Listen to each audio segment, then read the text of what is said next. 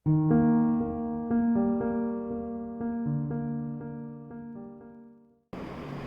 Students, आज electrochemistry में हम डिस्कस करने जा रहे हैं इलेक्ट्रोलिसिस। इलेक्ट्रोलिसिस एक बहुत ही थ्योरेटिकल टॉपिक है जिसे आज हम पूरी तरह से खत्म कर देंगे। बिल्कुल। तो इलेक्ट्रो का मतलब होता है इलेक्ट्रोलाइट। इलेक्ट्रो मीन्स इलेक्ट्रोलाइज और लिसिस मीन्स ब्रेक डाउन, तोड़ना है। किसको तोड़ना है? इलेक्ट्रोलाइट को तोड़ना है। So electrolysis is the process of breakdown of electrolyte with the passage of electric current. जी हाँ, current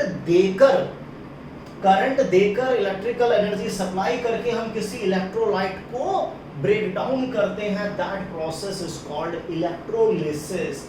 means the process of breakdown of electrolyte with the passage of electric current. With the passage of electric current, this is called electrolysis. यानी किसी electrolyte को break down करना है current के through, electrical energy. जैसे हम पानी का इलेक्ट्रोलिसिस करते हैं तो ऑब्वियस है water consist of hydrogen oxygen, तो वाटर को तोड़कर हम हाइड्रोजन ऑक्सीजन में कन्वर्ट कर रहे हैं, इलेक्ट्रोलिसिस के थ्रू कर रहे हैं। ऐसा नहीं है मैं पानी में डंडा मारूंगा तो हाइड्रोजन ऑक्सीजन अलग हो जाएगी, बलपूर्वक नहीं हो सकता, बट कॉन्सेप्ट कहता है कि जब वाटर में इलेक्ट्रिकल एनर्जी सप्लाई की जाएगी एक तरीके से तो वो अपने केमिकल सब्सटेंस में डिसोशिएट हो जाएगा जिनसे वो मिलकर बना था।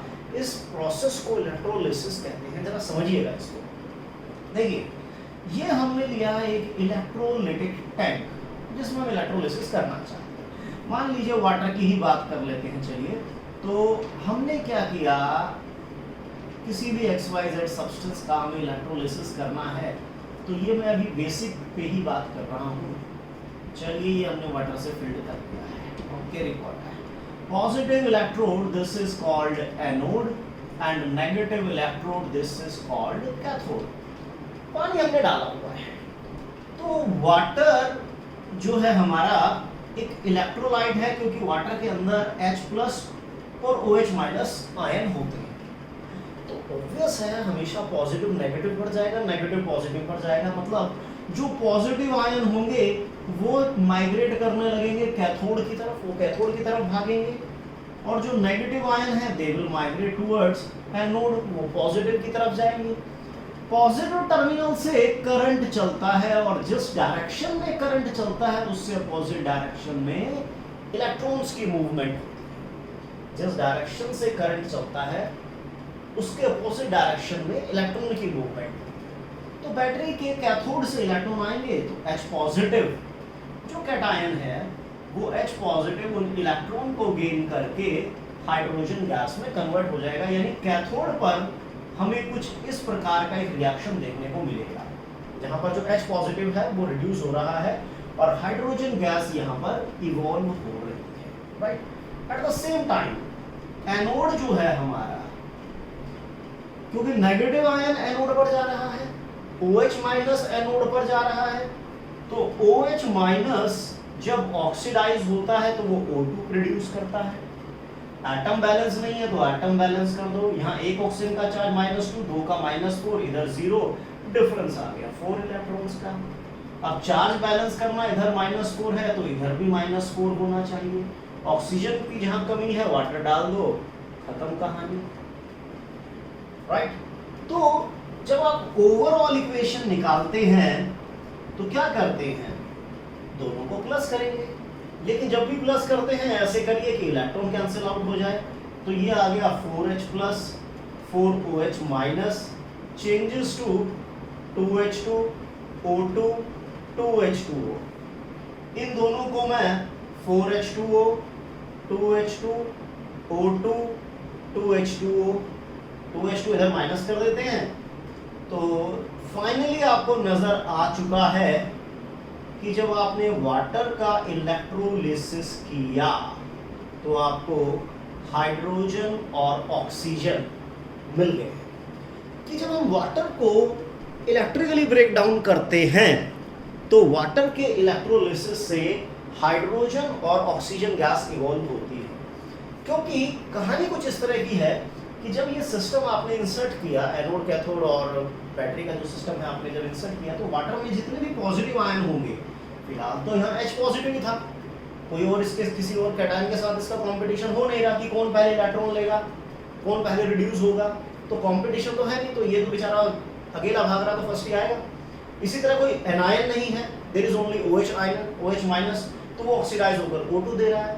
तो हाइड्रोजन आयन का रिडक्शन हुआ, OH आयन का ऑक्सीडेशन हुआ और इस पूरी कवायद में वाटर बेचारा डिसोशिएट होकर बहुत ही आसानी से और प्यार से पूरे सम्मानजनक तरीके से हाइड्रोजन और ऑक्सीजन में डिसोशिएट हो गया। और देखिए यहाँ से आप क्या कर रहे हैं, यहाँ से आप इलेक्ट्रिकल एनर्जी सप्लाई किए जा रहे हैं।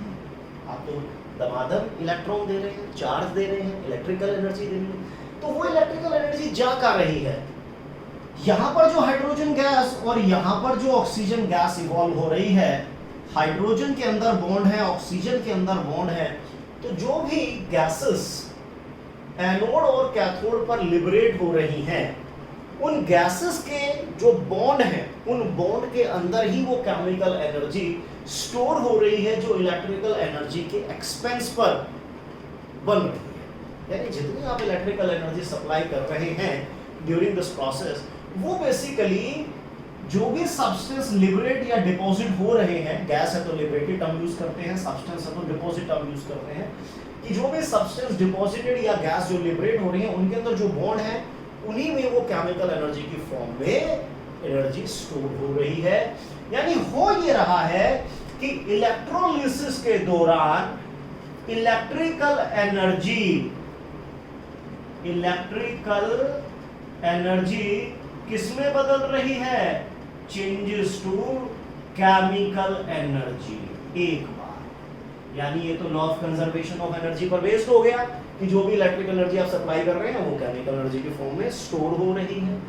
तो ये जो हमारा सेल है ये इलेक्ट्रोलिटिक सेल है जिसके अंदर इलेक्ट्रोलिसिस हो रहा है।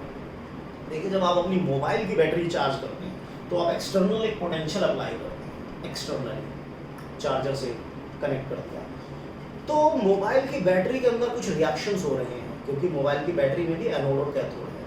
कुछ मटेरियल एनोड पर डिपॉजिट होगा, कुछ मटेरियल कैथोड पर डिपॉजिट होगा, जिनके अंदर एनर्जी, केमिकल एनर्जी होगी।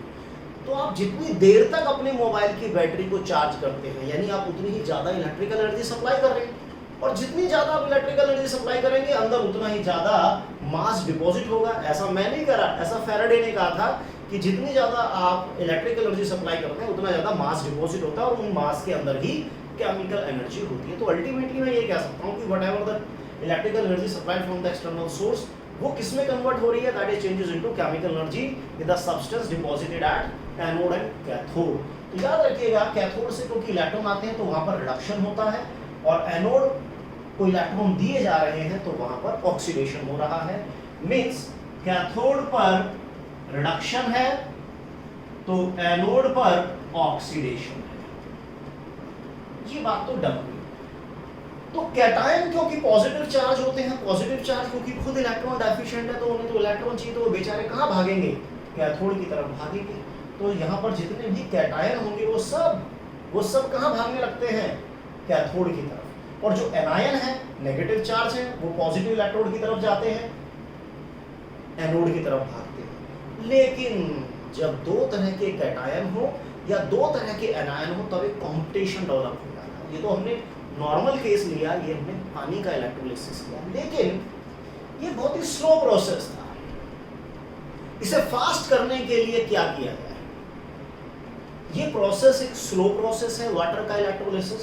इसे फास्ट करने के लिए हम क्या करते हैं, वाटर में थोड़ा सा डाइल्यूट एसिड ऐड कर देते हैं।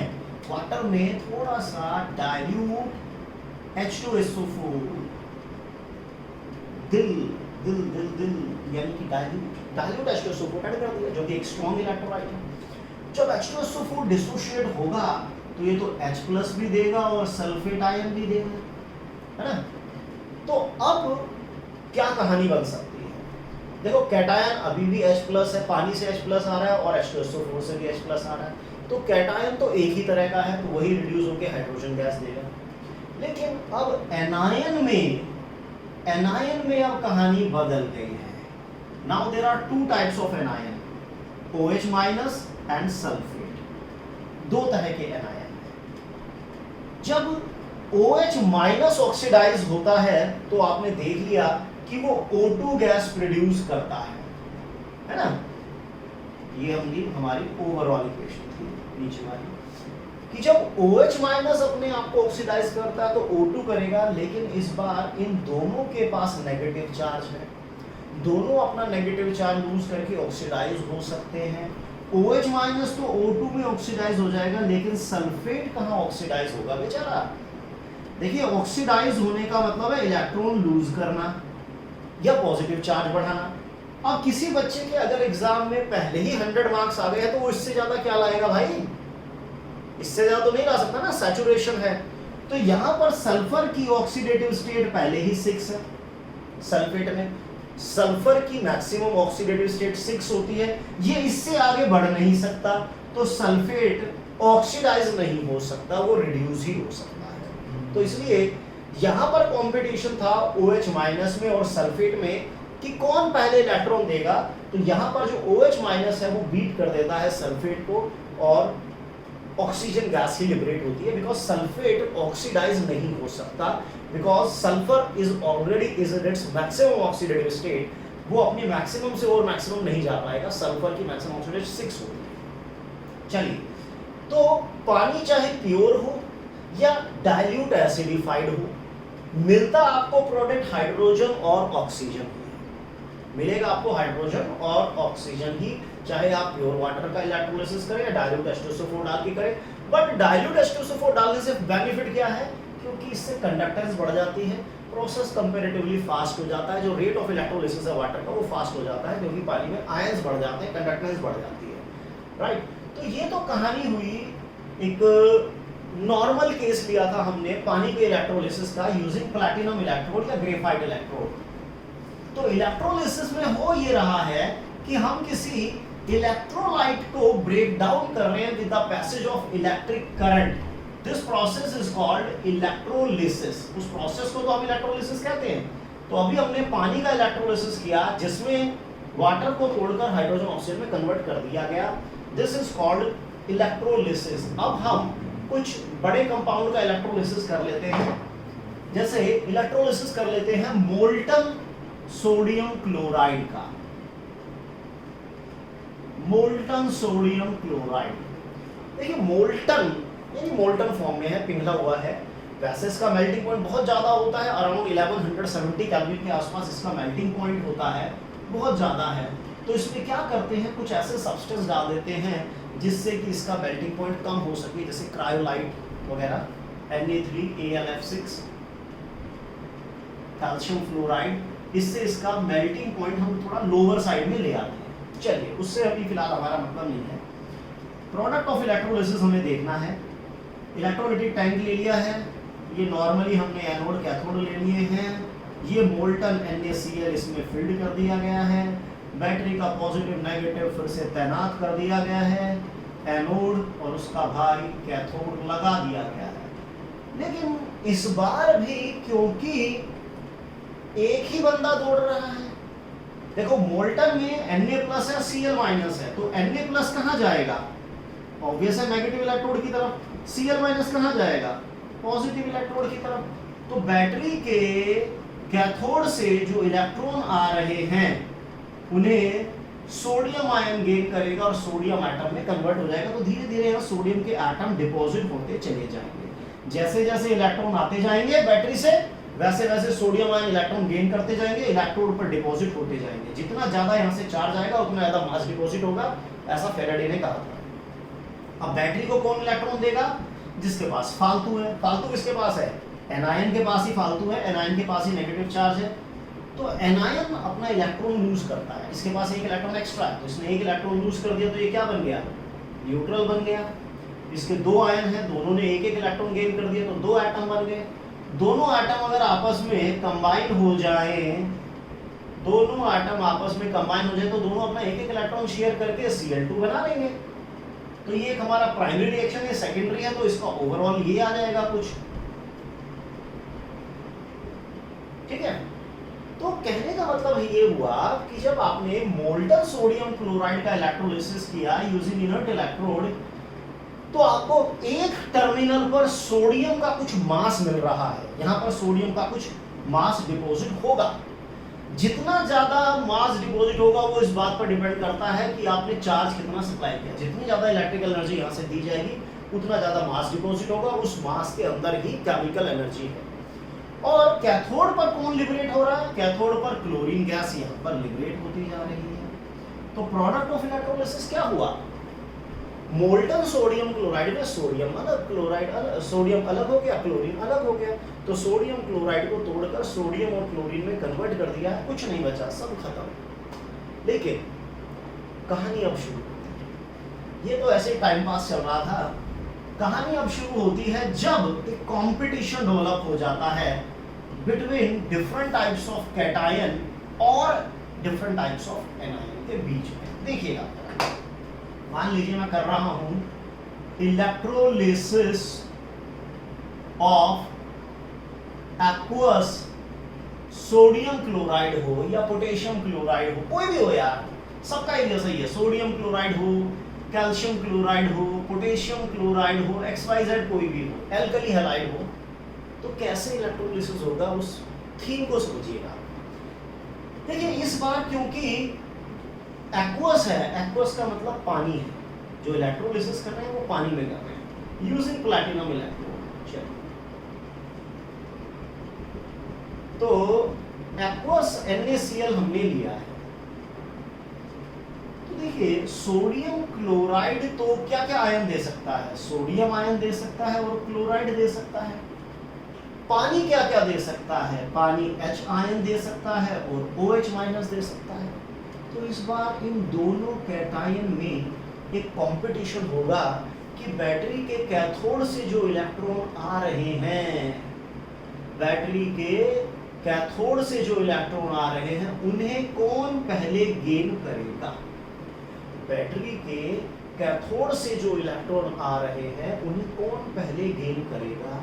इसी तरह यहाँ पर डिपेंड करेगा कि कौन पहले इलेक्ट्रॉन लूज करेगा, क्योंकि इनके पास नेगेटिव है, एक्स्ट्रा इलेक्ट्रॉन है तो ये दे सकते हैं। ये खुद बेचारे इलेक्ट्रॉन डेफिशिएंट है तो ये इलेक्ट्रॉन लेंगे। तो कैटायन को इलेक्ट्रॉन चाहिए, एनायन इलेक्ट्रॉन लूज करेगा, गेन इलेक्ट्रॉन, तो ये इलेक्ट्रॉन गेन करेंगे। लेकिन दोनों में से कौन गेन करेगा, दोनों में से कौन लूज करेगा, कौन गेन करेगा, ये डिपेंड करता है यहां पर जिसका रिडक्शन पोटेंशियल हाई होगा। रिडक्शन पोटेंशियल मतलब टेंडेंसी टू गेन इलेक्ट्रॉन। अब दोनों में से जिसका भी रिडक्शन पोटेंशियल ज्यादा होगा वो पहले इलेक्ट्रॉन गेन कर लेगा। Cation having high standard reduction potential, जिसका स्टैंडर्ड रिडक्शन पोटेंशियल ज्यादा होगा, possess higher tendency to gain electron। वो पहले इलेक्ट्रॉन गेन कर लेगा जिसका रिडक्शन पोटेंशियल ज्यादा है। और इलेक्ट्रोकेमिकल सीरीज जो आपने पढ़ी है या सुनी है उसके बिहाफ पर अगर आपको याद हो तो उसमें हाइड्रोजन सोडियम से बहुत नीचे आता है इलेक्ट्रोकेमिकल सीरीज, जिसमें हम इलेक्ट्रोड को अरेंज करते हैं in the increasing order of their standard reduction potential, जिसके लिए मैंने कहानी भी लिखी थी।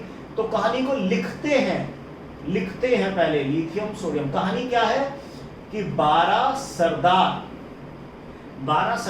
कार में बैठकर जा रहे हैं, नाना जी भी साथ में हैं, और नाना जी क्योंकि 12 सरदार शादी में जा रहे हैं, नाना जी भी साथ में हैं, बड़ों को साथ में लेकर जाया जाता है। और पंजाबियों की शादी है तो पंजाबियों की शादी में जो नाना जी हैं वो अपना प्रोग्राम बना रहे हैं, किसके साथ? मैगी, आलू और पानी के साथ अपना प्रोग्राम बना रहे हैं, क्योंकि शादी का माहौल है तो नाना जी तो सेट हो जाएंगे अब। और शादी किसकी है? शादी है मंजीत की। किसके साथ हो रही है? मंजीत की शादी हो रही है जसविंदर कौर के साथ। जो अपना मंजीत है वो जसविंदर कौर के साथ क्या करेगा, फेरे लेगा। तो दोस्त भी गए थे शादी में, है ना, पता चला भाई कुड़ी कुड़ी यानी कैडमियम कोई नहीं सोनी पंजाबन है, कुड़ी कोई नहीं सोनी पंजाबन है। कहानी हम लिख रहे हैं कि 12 सरदार कार में बैठकर जा रहे हैं, साथ में नाना जी जा रहे हैं जो कि प्रोग्राम बना रहे हैं मैगी आलू और पानी के साथ। शादी मंजीत की हो रही है, जसविंदर कौर के साथ वो फेरे लेगा। कुड़ी कोई नहीं सोनी पंजाबन है। यहां तक तो ये वो एलिमेंट आ गए जो हाइड्रोजन से ऊपर है। अब हाइड्रोजन से नीचे जो एलिमेंट है, तो दोस्तों ने कहा मंजीत के भाई क्यूट आइटम आगे हैगी, क्यूट आइटम आगे हैगी। अब ये सुनकर जो उसके दोस्त थे, कौन कौन, बिंदर, पिंटू और कल्लू, भाई वो सोने चले गए। सोना एक तो होता है नींद और एक सोना होता है गोल्ड, और चले गए यानी भाग गए यानी फरार हो गए, फ्लोरीन। तो ये इस तरह की एक इलेक्ट्रोकेमिकल सीरीज है जिसमें आपने एलिमेंट्स को अरेंज किया है in the increasing order of their standard reduction potential. जो हाइड्रोजन से ऊपर हैं उन सबका स्टैंडर्ड रिडक्शन पोटेंशियल नेगेटिव होता है, जो नीचे होते हैं उनका पॉजिटिव होता है। तो आप देखिए अगर सोडियम अगर हाइड्रोजन का कंपटीशन पोटेशियम के साथ, सोडियम के साथ, कैल्शियम, मैग्नीशियम, एल्यूमिनियम, जिंक किसी के साथ भी हो जाए तो हाइड्रोजन तो सबको पानी पिला देगा, क्योंकि हाइड्रोजन का रिडक्शन पोटेंशियल सबसे ज्यादा है। तो जिसका रिडक्शन पोटेंशियल ज्यादा होगा वही तो कैथोड से इलेक्ट्रॉन लेगा। तो यहां पर कैथोड से जो इलेक्ट्रॉन आएंगे उन्हें हाइड्रोजन गेन करेगा और हाइड्रोजन गैस में कन्वर्ट हो जाएगा। तो hydrogen gas will liberated at cathode, क्योंकि उसने सोडियम आयन को बीट कर दिया। अब इसके बदले यार कैल्शियम होता तो भी H आयन बीट कर देता, पोटेशियम होता तो भी बीट कर देता, जिंक आयन होता, आयरन होता, क्रोमियम होता, कैडमियम होता, कोई भी होता, हाइड्रोजन सबको लपेट देता। ठीक है ना, कोई भी किसी को नहीं बख्शता ये। अब बात आ गई इन दोनों में से कौन पहले इलेक्ट्रॉन देगा, क्योंकि इन्हें इलेक्ट्रॉन लूज करना है। इन्हें क्या करना है, इलेक्ट्रॉन लूज करना है। और इलेक्ट्रॉन लूज करना यानी कौन पहले ऑक्सीडाइज होगा। कौन पहले ऑक्सीडाइज होगा डिपेंड करता है किसका ऑक्सीडेशन पोटेंशियल ज्यादा है। तो जिस एनायन का हायर स्टैंडर्ड ऑक्सीडेशन पोटेंशियल होगा वो पहले ऑक्सीडाइज हो जाएंगे। तो यहां पर हम क्या लिखेंगे, anion having higher standard oxidation potential possess higher tendency to lose electron। इन दोनों में से जिसका ऑक्सीडेशन पोटेंशियल ज्यादा होगा ना वो पहले इलेक्ट्रॉन देगा। क्लियर हो गई बात, बहुत ही आसान। तो चलो देखिए, मान लीजिए ये है पोटेंशियल, ये है स्टैंडर्ड, Na+ का Na में जाना -2.5। ये मैंने अपनी तरफ से लिख लिया, आपको टेंशन लेने की जरूरत नहीं है, पेपर में ये गिवन होते हैं। इस तरह के जो क्वेश्चन आते हैं तो उसमें इलेक्ट्रोड पोटेंशियल, कैटायन, एनायन सबका दिया होता है, बस आपको उन वैल्यू का एनालिसिस करके रिजल्ट देना है। और आप जानते हैं हाइड्रोजन का रिडक्शन पोटेंशियल 0 होता है, तो ये तो नेगेटिव में है। सोडियम का रिडक्शन पोटेंशियल तो नेगेटिव में है, हाइड्रोजन का 0 है तो हाइड्रोजन का ज्यादा हो गया। तो hydrogen will beat sodium ion. Competition हो रहा था ना कौन पहले इलेक्ट्रॉन लेगा, तो हाइड्रोजन ने फटे लगा दिया किसको, सोडियम को। तो हाइड्रोजन के कंपटीशन में ऊपर से कोई भी होता ना, ये 12 सरदार, कैल्शियम, सोडियम, मैग्नीशियम, कोई भी होता, सोडियम सबको हरा देता यहाँ पर। अब बात आ गई इन दोनों के ऑक्सीडेशन में कि किसका ऑक्सीडेशन पोटेंशियल ज्यादा है। मान लीजिए E0, देखो क्लोराइड इलेक्ट्रॉन लूज करके जा रहा है क्लोरीन में। नेगेटिव जब इलेक्ट्रॉन लूज करेगा तभी न्यूट्रल हो सकता है। तो ये है standard oxidation potential of chloride, और ये है standard oxidation potential of OH। जब OH ऑक्सीडाइज होता है तो O2 देता है, Cl ऑक्सीडाइज होता है तो Cl2 देता है। मान लो मैं अपनी तरफ से लिख रहा हूं ये सारी वैल्यूज। चलिए सपोज कीजिए 1.25 -1.25 और -1.35, ये मैंने अपनी तरफ से लिखी है वैल्यू। ठीक है, तो आप देखिए on the basis of this analysis करना है कि दोनों में से किसका ऑक्सीडेशन पोटेंशियल हाई है। वैसे दोनों नेगेटिव लिखे हैं लेकिन ये ज्यादा नेगेटिव है। अब जो ज्यादा नेगेटिव है वो जल्दी ऑक्सीडाइज नहीं हो रहा भाई। OH से O2 में जाने की टेंडेंसी नेगेटिव है, Cl- से भी Cl2 में जाने की टेंडेंसी नेगेटिव है, लेकिन इसके कंपैरेटिवली तो ज्यादा है। तो Cl नेगेटिव की हायर टेंडेंसी होगी OH माइनस के कंपैरेटिवली इलेक्ट्रॉन लूज करने की, तो Cl माइनस पहले ऑक्सीडाइज हो जाएगा। तो इसका मतलब आप इलेक्ट्रोलिसिस तो कर रहे थे एक्वस NaCl का, तो यहां पर क्या हुआ, हाइड्रोजन गैस लिबरेट हो गई, यहां से Cl2 गैस लिबरेट होगी, तो बचा क्या सॉल्यूशन में Na पॉजिटिव और OH माइनस। तो जो रिजल्टिंग सॉल्यूशन होगा वो तो NaOH का बच गया, यानी रिजल्टिंग सॉल्यूशन बिकम बेसिक। सो रिजल्टिंग सॉल्यूशन बिकम बेसिक, यानी जो पीएच होगी वो तो 7 से ज्यादा आएगी। जो सॉल्यूशन हमारा रिमेनिंग है उसकी जो पीएच आ रही है वो तो 7 से ज्यादा आएगी, क्योंकि सॉल्यूशन तो NaOH का बच गया। आप लेके चले थे नमक, लेकिन जब आपने पानी में नमक को डालकर इलेक्ट्रोलिसिस किया तो पता चला एक टर्मिनल पे हाइड्रोजन आ गया, एक टर्मिनल पे क्लोरीन आ गया, तो रह गया Na पॉजिटिव और OH माइनस। इन दोनों की सगाई करा देंगे तो NaOH आ जाता है, और NaOH क्योंकि बेस है तो पूरे सॉल्यूशन की पीएच 7 से ज्यादा हो गई, यानी रिजल्टिंग सॉल्यूशन NaOH बचा। और प्रोडक्ट ऑफ इलेक्ट्रोलिसिस में एनोड पे कौन डिपॉजिट हो रहा है, कैथोड पे कौन हो रहा है, कैथोड पे हाइड्रोजन गैस, एनोड पे क्लोरीन। तो आप चाहे सोडियम क्लोराइड का इलेक्ट्रोलिसिस करो, कैल्शियम क्लोराइड का करो, पोटेशियम क्लोराइड का करो, या किसी भी XYZ एक्वस अल्कली हैलाइड का करो, आपको हाइड्रोजन और क्लोरीन ही मिलेगा। अगर आप कैल्शियम क्लोराइड लेते तो कैल्शियम हाइड्रोक्साइड रह जाता, KOH लेते तो पोटेशियम हाइड्रोक्साइड हो जाता, लेकिन मिलता आपको हाइड्रोजन और क्लोरीन ही है। तो this is the product of electrolysis. तो इसका मतलब कैटायन का रिडक्शन पोटेंशियल ज्यादा होना चाहिए ताकि वो इलेक्ट्रॉन गेन कर सके। एनायन को क्योंकि इलेक्ट्रॉन लूज करने हैं तो उसका ऑक्सीडेशन पोटेंशियल हाई होना चाहिए।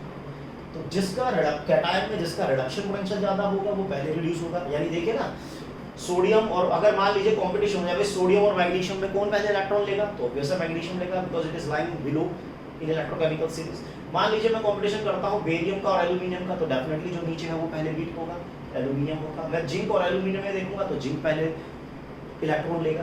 तो आप इस सीरीज को देखकर बहुत इजीली बता सकते हैं कि कौन पहले रिड्यूस हो सकता है या कौन पहले ऑक्सीडाइज होगा। जो ऊपर होगा वो ऑक्सीडाइज होगा, जो नीचे जाएगा वो पहले रिड्यूस होगा, राइट। तो ये तो था electrolysis of aqueous alkali halide. अब हम बात करते हैं, अभी ये हम प्लैटिनम की ही इलेक्ट्रोड ले रहे हैं, अभी हमने इलेक्ट्रोड को चेंज नहीं किया है, एल्कली प्लैटिनम ही इलेक्ट्रोड को कंसीडर किया जा रहा है।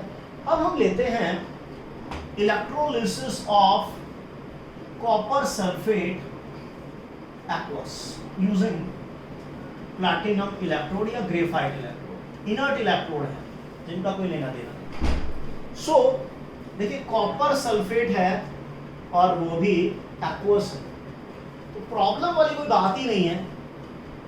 देखो कॉपर सल्फेट जब डिसोशिएट होगा तो कॉपर आयन देगा और सल्फेट आयन देगा, एक बात। और वाटर के अंदर है तो वाटर तो H आयन देगा और OH आयन देगा। अब इन दोनों में कंपटीशन है, कौन पहले इलेक्ट्रॉन गेन करेगा। इन दोनों में कंपटीशन है, कौन पहले इलेक्ट्रॉन लेगा। तो अब देखिए ना, हाइड्रोजन से नीचे क्यूट आइटम आगे हैगी, यानी कि अगर हाइड्रोजन का कंपटीशन कॉपर के साथ या आयोडीन या सिल्वर मर्क्यूरी किसी के साथ भी हो तो इस बार हाइड्रोजन हार जाएगा। तो इस बार जो कैथोड से इलेक्ट्रॉन आ रहे होंगे, क्योंकि इस बार सॉल्यूशन में कॉपर आयन भी है, H आयन भी है, कॉपर आयन की इलेक्ट्रॉन गेन करने की टेंडेंसी हाइड्रोजन से ज्यादा है। तो कैथोड पर इस बार की हानि क्या मिलेगी, कॉपर आयन जो सॉल्यूशन में है वो इलेक्ट्रॉन गेन करके कॉपर में कन्वर्ट होंगे। तो यहाँ धीरे धीरे कॉपर के एटम डिपॉजिट होते चले जाएंगे, एक बार। अब इन दोनों में कौन पहले ऑक्सीडाइज होगा, ये मैंने आपको बता ही दिया कि सल्फेट तो ऑक्सीडाइज हो ही नहीं सकता, क्योंकि सल्फर की तो ऑक्सीडेटिव स्टेट ही यहाँ पर मैक्सिमम है, मैक्सिमम से आगे तो जा नहीं सकता, पता है ना, 100 से ज्यादा नंबर बच्चा ला नहीं सकता। तो OH माइनस ही ऑक्सीडाइज होगा, और जब OH माइनस ऑक्सीडाइज होता है तो क्या मिलता था, तब मिलता था ऑक्सीजन। तो एक टर्मिनल पर आपको कॉपर मिल गया, एक टर्मिनल पर आपको ऑक्सीजन मिल गई, बचा क्या, हाइड्रोजन आयन और सल्फेट बच गया। हाइड्रोजन और सल्फेट मिलके अगर ये अपना घर बसा लेते हैं तो क्या बना लेंगे, H2SO4। तो रिजल्टिंग सॉल्यूशन क्या हो गया, एसिडिक, तो pH less than 7। Resulting solution after electrolysis, resulting solution after electrolysis is acidic, because of formation of H2SO4. तो resulting pH will less than 7. तो प्रोडक्ट ऑफ इलेक्ट्रोलिसिस क्या है? एक टर्मिनल पे कॉपर और एक टर्मिनल पर ऑक्सीजन गैस लिबरेट हो जाएगी, क्योंकि कॉपर सल्फेट में सल्फेट ऑक्सीडाइज नहीं हो सकता। अब मान लीजिए ये कॉपर सल्फेट के बदले सपोज कीजिए कॉपर क्लोराइड होता, तो इस बार कॉपर का कंपटीशन किसके साथ होगा? कॉपर का कंपटीशन H आयन के साथ, क्लोराइड का कंपटीशन OH आयन के साथ। इन दोनों में कौन बीट करेगा? अभी आपने देख ही लिया, कॉपर हाइड्रोजन से नीचे लाई करता है, तो यहाँ पर एनोड पर कैथोड पर कॉपर आ जाएगा, और इन दोनों में आपने देखा था Cl- का ऑक्सीडेशन पोटेंशियल OH से ज्यादा था, तो इसलिए वहां पर क्लोरीन गैस लिबरेट होगी ऑक्सीजन के बदले। तो यहाँ पर एक तरफ से आ जाएगा कॉपर, एक तरफ से आ जाएगा क्लोरीन, तो रह जाएगा पानी, सॉल्यूशन हो जाएगा न्यूट्रल। देखो यहाँ पर कैथोड पर क्या रिएक्शन होगा? Copper ion plus electron changes to copper, और एनोड पर क्या होगा? यहाँ पर Cl- का जो इसका भी नेगेटिव था, इसका भी नेगेटिव था ऑक्सीडेशन पोटेंशियल, बट इसका लेस नेगेटिव था, तो Cl- क्लोरीन में ऑक्सीडाइज हो जाएगी, तो बचेगा H पॉजिटिव और OH, तो resulting solution become neutral, pH 7। Clear? तो ये हमने किया कॉपर क्लोराइड का इलेक्ट्रोलिसिस यूजिंग प्लैटिनम इलेक्ट्रोड। अब एक केस और है, और वो केस क्या है उसे भी जरा एक बार देख ही लेते हैं, वरना कहानी अधूरी रह जाएगी, और अधूरी कहानी कभी अच्छी नहीं होती, और हम अधूरी छोड़ेंगे नहीं, उसे पूरी कर देंगे। इस बार हम क्या करने जा रहे हैं? कॉपर सल्फेट का इलेक्ट्रोलिसिस करेंगे, इस बार कॉपर की इलेक्ट्रोड लेकर। कॉपर सल्फेट का इलेक्ट्रोलिसिस कर रहे हैं यूजिंग कॉपर इलेक्ट्रोड। तो इस बार जरा देखिए क्या क्या चेंजेस आ सकते हैं। तो यहां पर आपने कॉपर सल्फेट डाला हुआ है, एनोड किसकी है? कॉपर की है, लेकिन कैसा कॉपर है? इम्प्योर फॉर्म में है। ये जनरली कॉपर के लिए यूज की जाती है, कॉपर को प्यूरिफाई करने के लिए इलेक्ट्रोलाइटिक प्रोसेस किया जाता है, और ये है प्योर कॉपर। इम्प्योरिटी है इसमें, जैसे आर्सेनिक, एंटीमनी, इस टाइप की। तो चलो जी, हमने सेकंड कर दी। अब क्या हुआ? सॉल्यूशन में एक्वस को कॉपर सल्फेट है, तो कॉपर आयन है और H आयन है। सल्फेट का कंपटीशन OH आयन के साथ होगा, तो इन दोनों में कौन पहले इलेक्ट्रॉन लेगा? वो आप जानते हैं कि कॉपर का कंपटीशन अगर हाइड्रोजन के साथ हो जाए तो कॉपर तो लपेट देगा, तो कैथोड पर तो कॉपर आ गया, इसमें कोई दिक्कत नहीं। लेकिन यहां पर दोनों में से कौन पहले इलेक्ट्रॉन देगा? इन दोनों में कौन पहले ऑक्सीडाइज होगा? हम सोच रहे हैं ये, कुछ बच्चे सोच रहे हैं ये, लेकिन दो बिल्लियों की लड़ाई में बंदर वाली कहानी अगर आपने सुनी है, तो बंदर ने क्या करा था? दोनों जो थी बिल्लियां थी, उन दोनों की लड़ाई में बंदर ले गया मौज। एक रोटी की कहानी थी ना, एक रोटी होती थी, उसमें दोनों बिल्लियों को आधी आधी दी, तो एक बिल्ली ने कहा नहीं उसको ज्यादा है, तो जिसके पास ज्यादा थी उसको थोड़ा सा तोड़कर बंदर ने खा लिया, तो दूसरी वाली बिल्ली बोली नहीं अब इसकी ज्यादा है, तो उसने उसकी तोड़ के खा ली। यानी दोनों बिल्लियों की लड़ाई में जो बंदर था वो रोटी खा गया था। अब वही कहानी कुछ यहाँ पर हो रही है कि हम सोच रहे हैं ये जाएगा, ये सोच रहे हैं ये जाएगा, लेकिन अब देखिए OH- जब ऑक्सीडाइज होता है तो O2 देता है। सल्फेट अपने जीवन में ऑक्सीडाइज नहीं हो सकता, क्योंकि सल्फर की ऑक्सीडेटिव स्टेट पहले ही मैक्सिमम है, तो अब तो बचा सिर्फ OH-। लेकिन भैया जी इलेक्ट्रोड भी कॉपर की ली गई है, और कॉपर का ऑक्सीडेशन पोटेंशियल देखो, दोनों का नेगेटिव है, लेकिन कॉपर का इससे लेस नेगेटिव है। दोनों का ही इलेक्ट्रोड पोटेंशियल नेगेटिव है, लेकिन कॉपर का इससे लेस नेगेटिव होने की वजह से कॉपर की इन दोनों के कंपैरेटिवली ऑक्सीडाइज होने की टेंडेंसी और एबिलिटी दोनों के कंपैरेटिवली ज्यादा है। तो इस इलेक्ट्रोड के अंदर जो कॉपर के एटम हैं वही ऑक्सीडाइज होने लगेंगे और सॉल्यूशन में आने लगेंगे। यानी ये इम्प्योर इलेक्ट्रोड का जो कॉपर एटम था वो ऑक्सीडाइज होके सॉल्यूशन में आ रहा है, comes into the solution, comes into solution. और जो पहले से ही सॉल्यूशन में था वो यहां डिपॉजिट होता जा रहा है। जो पहले से ही कॉपर आयन सॉल्यूशन में है वो निकलते जा रहे हैं, इलेक्ट्रॉन लेते जा रहे हैं और यहां चिपकते जा रहे हैं, और उनकी भरपाई कौन कर रहा है? इस इलेक्ट्रोड के अंदर जो कॉपर के एटम है वो ऑक्सीडाइज होते जा रहे हैं और कॉपर आयन सॉल्यूशन में आते जा रहे हैं। यहां से निकल के सॉल्यूशन में आएंगे, सॉल्यूशन से निकल के यहां चले जाएंगे। मान लो आपने 1 घंटे तक इलेक्ट्रोलिसिस किया, इलेक्ट्रोलिसिस कर किसका रहे हैं? इस इलेक्ट्रोलाइट का, यानी कॉपर सल्फेट का। तो क्या कॉपर की कंसंट्रेशन के ऊपर कोई फर्क पड़ा?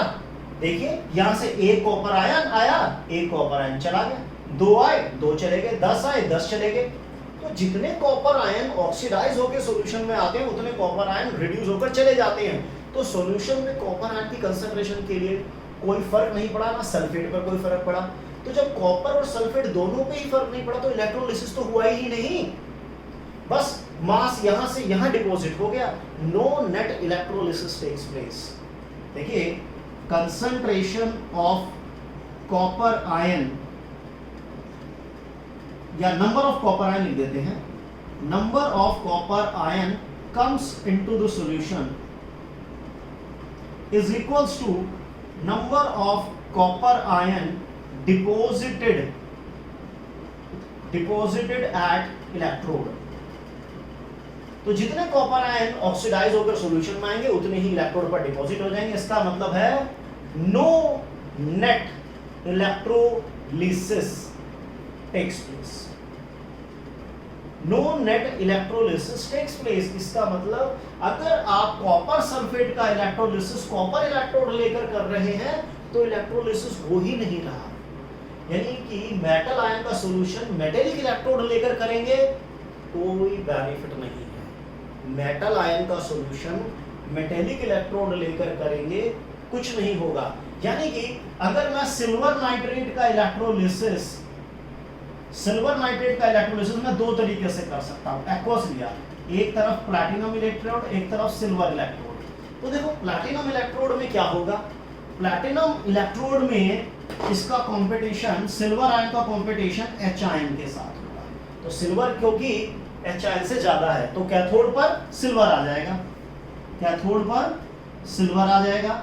और एक्वस में नाइट्रेट NO3 माइनस है, OH माइनस के साथ कंपीट करेगा। नाइट्रेट में नाइट्रोजन की ऑक्सीडेटिव स्टेट पहले ही +5 है, ये भी ऑक्सीडाइज नहीं हो सकता, तो OH माइनस ऑक्सीडाइज होकर क्या दे देगा?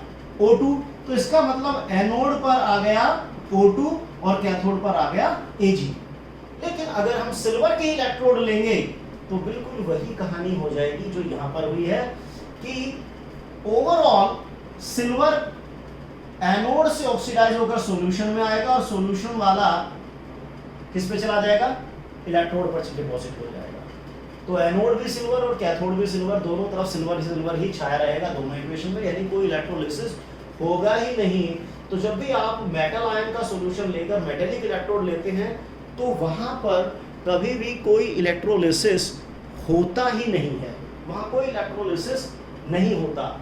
लेकिन अगर आप प्लैटिनम इलेक्ट्रोड लेते हैं या कोई और XYZ इलेक्ट्रोड लेते हैं तो तब इलेक्ट्रोलिसिस हो जाता है इस तरीके से। तो ये था हमारा प्रोडक्ट ऑफ इलेक्ट्रोलिसिस। इसका जो न्यूमेरिकल पोर्शन था that is Faraday of electrolysis, वो हम पहले अलग से डिस्कस कर चुके हैं। अगर आपने नहीं देखा तो उसकी वीडियो डिस्क्रिप्शन बॉक्स में आपको लिंक दिया गया है, वहां पर जाकर आप इसकी वीडियो देख सकते हैं। इससे पहले जो भी तमाम वीडियोस बनाई गई हैं जिसमें इलेक्ट्रोकेमिकल सीरीज का जो शॉर्टकट ट्रिक है उसका एक सेपरेट वीडियो आपको मिल जाएगा, कंडक्टेंस के लिए आपको एक सेपरेट वीडियो मिल जाएगा, और molar conductance, electrolytic conductance, gold-Rouse law, सभी टॉपिक बेसिकली कवर किए गए हैं। सो डियर फ्रेंड्स, अगर आपको ये वीडियो पसंद आया है तो वीडियो को लाइक कीजिए, वीडियो को चैनल को सब्सक्राइब कीजिए, इलेक्ट्रोलिसिस कर दीजिए, यानी कि तहस नहस कर दो उस रेड बटन को जो सब्सक्राइब वर्ड जहाँ लिखा हुआ है उसे दबा दो, इलेक्ट्रोड पोटेंशियल बढ़ा दो। थैंक यू दोस्तों। आपका कोई भी कमेंट हो, आपका कोई भी क्वेरी हो कमेंट सेक्शन में डाल दीजिए, कमेंट बॉक्स में डाल दीजिए, आपकी प्रॉब्लम को सॉल्व किया जाएगा। Thank you very much.